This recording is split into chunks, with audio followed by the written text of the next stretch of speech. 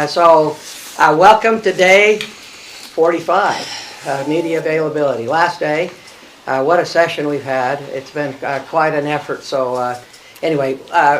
Before we start, I may just want to say a couple of things. I carry with me a little a card here, the Senate priorities. Hopefully everyone had one at the beginning. I'm going to quickly just read the priorities and think with me. I go down through all the bills, but our priority was energy. Think of all the bills we've done with energy, all the things we've done, water, education, 5% WPU, almost $1 billion, plus all the policy items. Affordable housing, again, a great year for affordable housing. Homelessness, criminal justice system. You've seen all the bills that we've worked on for criminal justice systems. Again, a great year for infrastructure, lots of water, lots of roads, lots of infrastructure. Fiscal responsibility, again, and again, fourth year for a tax cut. And a great year for that. And then we've social media. So we think we're not done yet. We've got a few hours left here, but we think we've had just a really great 45 days. So let's open it up for questions. President? Go ahead. Yes, go ahead. That switch on that flag bill came in completely different text messages, or text of the bill, not text messages. Can you just walk us through the genesis of that? How did that come to be? Well, I think it comes to be by anyone who has an idea can open a bill file, or they can find a bill with a name or a subject that matches, and we see substitutions happen all the time. Good debate, and I think there's a lot of issues on it, and you heard the debate on the floor. Will it come back tonight? Oh, I don't know. I haven't heard it coming back. Anybody heard that? No. No, I don't think it will. Okay. And why is it so important to ban certain flags from schools according to? Well, I have Senator McKay here. He felt passionately about it, so I think that's something that he wanted to do, and I think there were members of the caucus. I think 10 people voted for it, so probably ought to get them. Have you discussed that in caucus before it came up? Pardon me? Had you discussed it in caucus before it came up? I think we've discussed the bill. I don't know how much Senator Vickers? Yeah, there was discussion about the bill itself and some of the language that was going to be proposed and where it came from. Yeah. Senator Cullen, why don't you come around here? Other questions? I wanted to ask about, your energy bills. You talked about that being one of your top priorities. These bills have faced a lot of attacks and a lot of criticism, particularly that it sounds like, the insinuation being that you're propping up coal industry. Why is it important to do this, especially when it looks like the state may be potentially taking over plants that are dying? So, Ben, great to have you ask that question, because Senator Sandel read on the floor a couple of days ago, we've always believed that Utah's had the second lowest energy costs in the nation. I think Washington beat us because of their hydro. Fox 13 announced a couple of days ago, and Senator Sandel read it on the floor, that Utah has now the lowest projected energy costs in the nation. Electricity costs. And Washington dropped all the way to 5. And what we're doing is we know we're going to move to renewables, but we don't want to do it at the expense of the customer. We're seeing higher gas prices. You add to it higher automobile gas, fuel prices for automobiles. We're seeing, if you see higher natural gas prices and higher electric prices, who does that hurt? It hurts the consumer, the families, but it also hurts businesses. But if we can drive the lowest energy prices in the nation, we will keep a strong economy, and we will make it affordable for families to live in Utah. So again, we're going to make the transition to renewables. We're going to do it in a reasonable, rational way. And if we do it that way, we hope to continue to have the lowest energy prices, electric prices in the nation. Anybody else? Senator Escamilla? Your thoughts on the energy policy bill? Correct. I think we've agreed in some of those. You've seen some of our votes. We think we need a statewide plan, and that was something that came out of the audit, that the state didn't have a mechanism to have a long-term, middle and long-term plan. So we feel some of those are moving us to that direction. We need to diversify. We all agree on that. And in others, we've raised some concerns, especially with, making sure that we are as we're diversifying, that not one group is getting all the support, that we need to make sure all of them are getting it. There was you talked about priorities, but the governor had priorities as well: attainable, affordable housing, and homelessness. And my recollection is his budget proposal was for $186 million. It appears that you're well short of that. Is that a fair read? Oh, I think you may think we are, but when you look at the policy and add them all up, I'm not sure we are.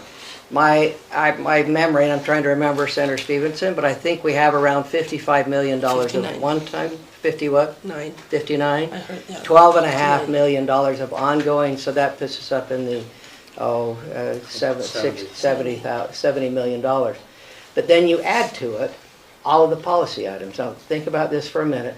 Never before, we've always allowed for businesses to do what we call RDAs, or actually to be able to have tax increment and be able to use that to try to redevelop commercial properties.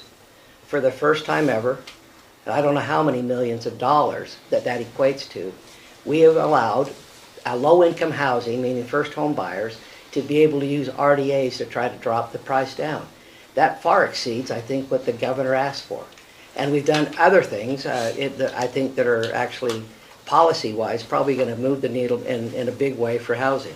Senator Escamilla, I don't know. Yeah, I mean, obviously, we first wanted to make sure those 2.5 mitigation fund was funded. That was funded yesterday. We are, from our last numbers, 59 million. We need to do more, but I'm also looking forward to seeing what's going to happen on the Fair Park. I mean, one of the biggest areas of problem right now is North Temple, that corridor west of I-15. I'm excited to see the cleanup process through one of the bills too that allows for that intervention. But we want to make sure it's fair for the cities that are carrying most of that, stress on the homelessness to continue to get funded. But we will be back, and I think some of the policies are addressing those families that are one paycheck away from homelessness but need access to affordable housing, and we have some of that affordable housing happening. So would you agree that the state portion, I mean, recognizing that there are other funding mechanisms in TIF, but do you agree that the state portion is far less than what the governor asked for? Oh, yeah, I mean, the governor asked for a lot of things, and not all of them get funded. That's kind of like the process. So yeah, I'm sure we don't match what the governor requested on, I mean, childcare is one of them, right? I mean, there's multiple pieces. You're okay with the... I am, no, I mean, I think we are okay with the process that got us to where we are. But there's more need, obviously, and we will continue. I mean, one of the pieces of the legislature is that we are already thinking for the next session, right? I mean, this is an ongoing process, and like I said, it is more than just a units for homelessness. You have to address public safety. You have to address public health pieces. So I think comprehensive, like the president said, I agree. There's bills that will be addressing some of those, and then you have the appropriations on their own. But yeah, it's less than what he asked for, but I don't know that he gets everything he asked for. I mean, that's just a reality. And again, I remind everyone, I can't remember, I don't believe we spent much of any state money on homelessness before Project Rio Grande, which was 5 or 6 years ago. And now all of a sudden, the state is looked to as the main source. And when you look at the money that we've spent since Project Rio Grande to today, the state has spent millions, hundreds of millions of dollars, which has never been done in the past. And so we picked up a big responsibility, and I hopefully people give us credit for that we've tried to pick up things that haven't been done in the past. And again, what's allowed us to do it is, I think, a great economy and the capacity we've had with the state budget. So anybody else want to weigh in on that? Over here, Lisa, a voice I recognize. I Back in the know, back, off in the okay? distance here. Yes. Can we talk about the tax cut? Obviously, you set aside the 160 million, it cost a little more, but you did what you said you would do last December Yes. in terms of the number of basis points that you reduced it by. What's next for that? And I also want to know how the minority party feels about what was passed. So you asked what? Give that question. What's next for tax cuts? The governor is already talking, as you know, about doing roads and income tax, but more specifically about focusing on what's next for income tax. If you keep dropping it, if so, by how much? What other taxes might go up? I think we'll continue to try to work on the income tax. I don't want to speak for the entire, we haven't had discussions. We're just finishing up this session, but I can't imagine we won't continue with what we've done in the past with the same effort. I think we're trying to reduce the income tax to be competitive with other states as we see them reduce theirs. What And would then, it look like, President Adams, to be competitive? Is it another 10 basis points, another 20 basis points? well, I've said forever that if there is a way, we'd like to try to actually remove the income tax. There's several states that don't have any income tax, and we think we'll work till we get to that point. But if we can get there, that's great, but we're going to do it in a reasonable, rational way. I think at the beginning of the session, I said we'd measure twice, cut once with what we've done, but we do it with an eye to the future. We try to do it responsibly. We need to make sure that we provide the services. And my good heavens, have we ever provided services, even in a tight budget year, socks and underwear. We increased the WPU 5%. We've given our state employees 5% increase. In addition to the around $50,000 of ongoing revenue for education, we've added to it almost another $500 million, $500 million in one-time spending in education. Oh, in a socks and underwear year, doing a tax cut, I didn't think we could do all that. You know, I have enough socks in my office that people have brought me to give everyone in this room a pair. But I have no underwear. What you asked for. I'm not sure. I don't want to go there right now. I think we have, I mean in my office. Okay?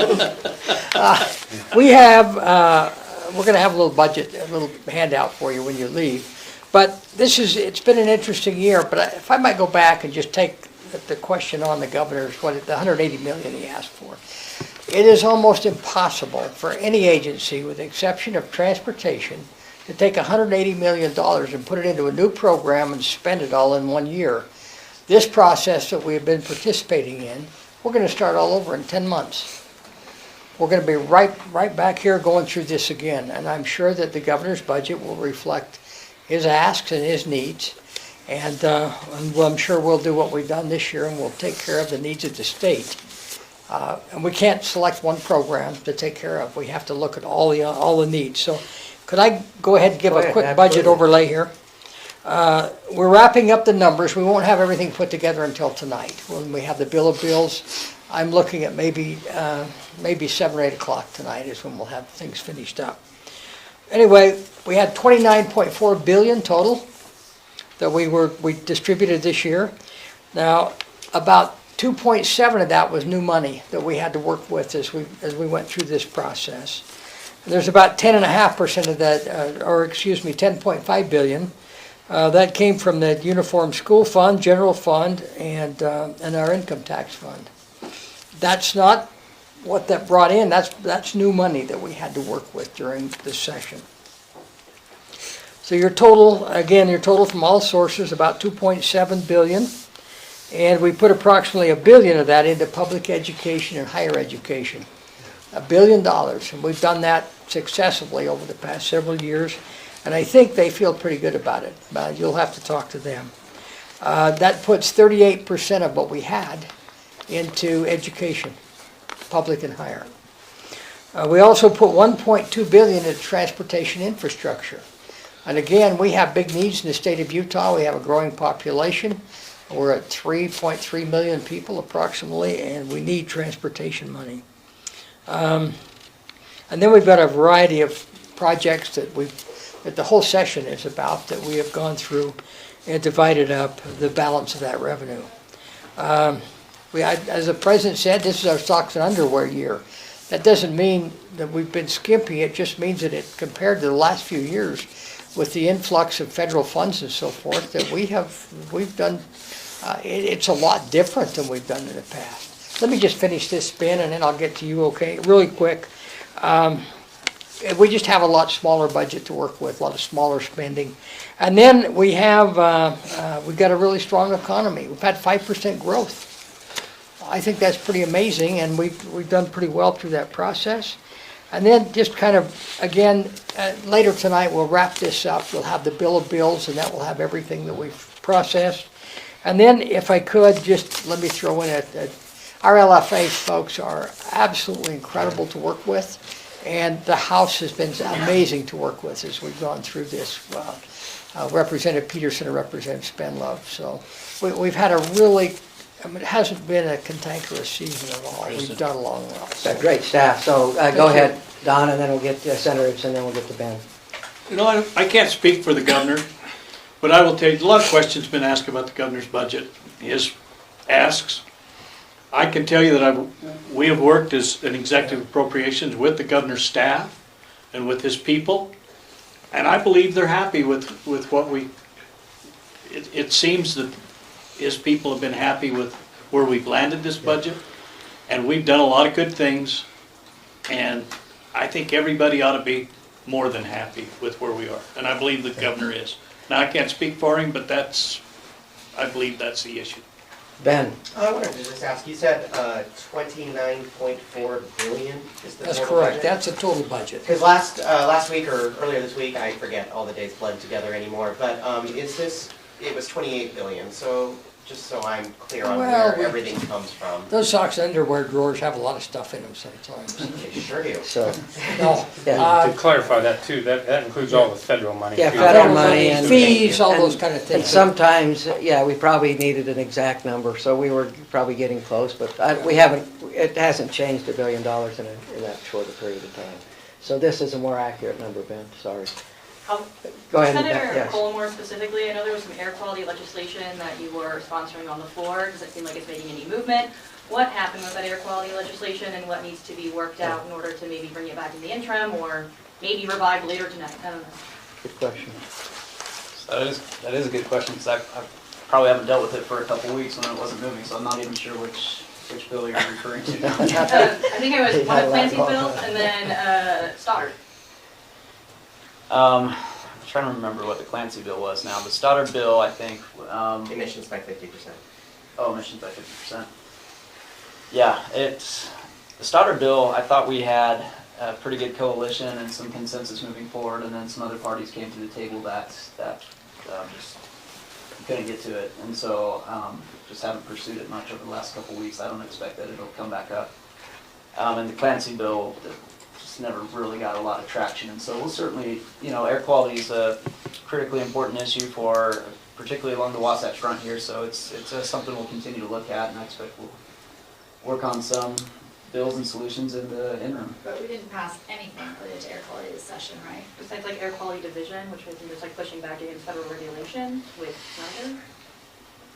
Yeah, I think we had some funding items in there for DAQ to kind of look at some of the studies they have, which will help develop some policies. I know we got a couple of those done, and some of the stuff that we passed last year is still looking to be implemented, and we're waiting on some reports back from DAQ on that too to look at next steps. So we continue to have better air quality every year, which is amazing, but the requirements keep being reduced. And I think I mentioned a few weeks ago that the air quality to be an attainment, we're out of attainment at Bears Ears.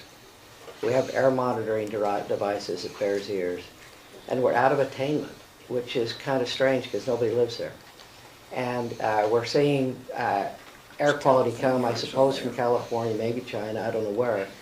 But we need to look at those numbers because they keep reducing keep increasing the requirements to get attainment, and now they become almost impossible to get to, even though air quality is better. So we're going to continue to work on it, but we also need to have sensible measures so we're not hearing when we're out of attainment. That doesn't make sense sometimes because we couldn't be in attainment in Bears Ears. So we need to be able to work on this, and it's something probably we haven't focused on as much this year, but we probably need to. So Mr. thank you. President, Yes. can I just add, because I had one of the emissions reduction bills that we came out of the study that was done, kind of like trying to mirror Texas, that has been very successful in bringing incentives for emission reductions. And I'm working with Representative Cutler to try to get the non-off-road vehicles, but work it so it fits that criteria of non-attainment areas should be treated different than other places. Rural Utah, we are obviously, we remove the ag component because farmers should not be impacted. But the reality is we still needed more to work. So that will be a bill I'll bring during interim. And I think that will be actually I'm very excited because that will create a registry that will allow us to be in better communication with the owners of those off-road vehicles and equipment. We probably Actually- need to keep working on Well, that. actually, there was a really big win on air quality that I forgot to mention that I've been working on with UP, and I'll let President explain it. We had that Oh, announcement, but this was actually a huge policy that we've been working on for a while, and we got cooperation from UP on this, so. So many things are going on that you forget one, but we actually had a great breakthrough with the Union Pacific Railroad, and the switchers are probably the biggest factor in our air attainment. They announced that within 2 or 3 years, they will move out, I think, the 0- switchers, and they'll put back in the 4+, the very high efficient, non-polluting. Yeah, Tier 4. Tier 4, that's what it is, Tier 4 switchers, and that will happen. And when they were going to charge us 80% of the cost to do that, they're doing it at no cost, and they'll have it done in 2 years. Is that in a piece of legislation? Is that a handshake? No, it's a deal. And I hope, I don't think I'm ahead of them. I think they announced it. If not, maybe I'm a little bit ahead of them, but that happened during this session. But is there anything written to keep them accountable for that? So, Yes, well, so back to the Bears ears, not a. yes, there is. We have an agreement, and they will be accountable for that.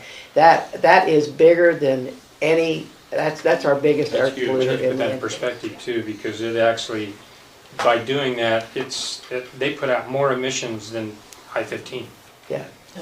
So it's a big deal. Senator And Escamilla, agreed how on do you Tier feel few. about that? That's your district, Yeah, Inland correct. Port, and it's been a long-standing complaint, I know, of Correct. yours. So we've been getting information. The president has been keeping me appraised, and I had it on my bill. I don't know if you saw that. I had a $10,000 registration piece and to hopefully motivate, good partnership. Which I'm happy that they are there, but I know it was a work in the works for the 7 weeks that we've been in session.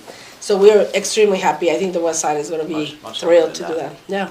Okay. I've been talking to President. you about it since last year. So, yeah, I knew we'd done something in air Yeah, quality, absolutely. just couldn't remember, so a lot going on, so thank you. But we're gonna do more, we've done tier 3 fuels in the past, and Senator Ibsen wants to jump in. Well, the Bears ears, non-attainment, a lot of that is nothing we can control because it's dust. That's right. Fugitive dust. Yeah, Yeah. it Yeah, it is dust. Yeah, so, What are we gonna do about that? The But- wind, the dust, the dirt? yeah, so anyway. Other questions? Roughly how much money has been directed towards water conservation projects this session, including for the Great Salt Lake? Oh, boy. I don't know, we'll pull it out. That information will be available I about can- 9 o'clock. We can get it for you, but there's been significant money spent, and again, there's, in 2011, the bill that I ran that actually set up the commission and the state water agent, we're already having discussions with other states, and I just say our future's very bright. And there's a lot of things going on, and we're even as quickly as we passed it, there's people that are talking to us, so. We're gonna solve our water problems, and we're gonna keep doing it, so, Right, yeah. just quick comment. We've got water projects all the way from the Utah border on the north, clear down through Kanab and down through the south. And a lot of that was accomplished with money we set aside last year, and looked at as an ongoing process. It's the same with the lake. A lot of things we're doing are not really new money, it's money that we've kind of pulled out of what we put aside last year for water projects. And we struck a really great deal with the mineral companies in the lake, if you didn't follow that. But it really doesn't make a lot of sense for us to dump water into the lake and then have people extract it out and evaporate it faster than we can dump it in. So we dealt with that issue, and we struck a great deal, I think, with the water extraction, the mineral companies. So we dealt with that this session, which is, I think, a big win for Utah. Senator Escamilla, your child care bill, are you able to resurrect it from the dead, or is it dead? You know what? I'm not gonna lose hope till midnight. I know it's odd. I will say this, I think we have the votes in the House, but there's process to obviously recall a bill, and right now everything is moving so fast. We've had a lot of conversations, we clarified a lot of information. I'm very happy to see the advocacy community and the business community pushing forward, asking for this pilot, one building in the county, Salt Lake County, to see if it works. We're just trying to find solutions, and I know it's a priority for many. So I'm still hopeful. Ben, I'm not gonna lose hope. If not, do you plan to try? It's coming back, yes. We will continue to work on this. I mean, we have to find solutions on childcare. It's a very, very difficult thing for our working families. Absolutely. Other questions? What's left besides the bill of bills? Oh, I don't know. There's probably, I'm hearing about, I don't know, 40, 50 bills in each body that we'll see we get to or not. Senator Milner, you're running the board. Tell me what's left. I think they're working the board pretty well over there. We appreciate that from the House, and we're trying to move through their bills as quickly as we can on this side. I would say there may be a couple of policy issues that, in particular, the House will want to look at. They're reviewing some of the policy right now and determining what they want to do. So I may not make it. Senator Cullimore, you're working too, trying to calculate our board. Yeah, I mean, I'm taking the list from the House and we're reviewing them, and we'll see what lands up there. I think at this point any of the major policy bills have already been at play, but of course there's still bills that are important to a lot of people. So I'm still, I'd still like to end at 9:30 again, but I don't think that's going to happen this year. I think we're going to go to midnight, but if I had my way. I'm voting for 10. Yeah, I'd do 8:30, but what do you think? I don't think we're going to make it. You're the ones in charge. Can I just circle back real quick to that flag situation that happened? So much of the public perception is that there are sneaky things that happen here in the legislature, and what do you make of when stuff like that happens, a bill text gets totally subbed? I mean, that's the stuff that the public has a hard time with. It's a dynamic process up here, and I think you see it happen, and those that are elected have the ability to come up with ideas. And it is a very fast 45-day session. There's a lot that happens. And I don't think anything sneaky. I think you got 104 legislators that will, no matter what idea comes up, they'll deal with the idea, they'll try to assess where they're at on it, they'll vote it up or down. Whether it passes or not, that's up to the legislators. That's a good process still. But can I just add something, Mr. President? Yeah. On that issue, I think you heard the concerns about just process, and Senator Plum brought the issue of germane. And, I'm not sure why the rest of my colleagues voted the way they voted. This is moving fast, but I know for our caucus, that was the biggest concern. But I think it reflected on the outcome. Right now, all bills can come back. I'm trying to resuscitate mine. So, it is part of the process, but I think we heard a lot of concerns about process, and that's what you expect when something like this happens. And I think you saw a bill. I saw one. I actually was voting for the ranked choice voting ending, and it didn't pass. And so that happens occasionally. So that's part of the process. Do you want to just explain why you voted against the flag bill? Yeah. I just again, I looked at the process and thought maybe it was not the best. Okay. Okay. Over here. On track to record number of bills passing this session? I hope not. Okay. We're going to stay till midnight, but we passed a lot, so I don't know where we're at. If we get close to that, maybe I'll adjourn. Who knows? But I don't want to. That's not a record that I want. I better start counting. That's not a record I want to make. Okay. I don't think it's the numbers. I actually think it's the policy. And let me before we leave. Senator Ibsen talked about our staff, which we have unbelievable staff here in our legislative bodies, but we also have phenomenal legislators. When Senator Cullimore said we're getting bills from the House, we don't just put them up, we vet them. We look at them, we study the policies. We've done that all session long. You may not have noticed, but when we started this, when we got all the bills in the House, our Senate bills in the House, and got all the House bills over here, we cleared our committees. And I don't know how many bills we sent to rules out of committees that fell, but there might have been 100 of them. And they've been vetted, and we vet policy, and I think we do a pretty good job of it, even though maybe it doesn't feel like it as we're running through these last few bills. But I send those 100 bills back, and they all fell. And that's part of the process. So I don't know if we'll hit a record or not, but I want to tell you that I think we vetted them really hard, and we're trying to pass the best policy. Not about numbers, it's a matter of getting the policy right, is what I'm trying to say. Any comments on that? I think you said I wish our rules chair was here, because they've worked really, really hard. That's true, Buxton. Yeah. I also know that the minority party screens a lot of bills too, so you catch things in the policy as well, and we try to communicate that back and forth. Other questions? If not, thanks for being here, and we'll see you next year. Thank you for doing this every day. Well, no, thank you. It's a big help to us getting out what's happening up here. You do a really good job covering it. It's really a great service to the public. We realize that it is, so you're covering it really well, so thank you very much. Now just give us the calendar. We're not gonna go there.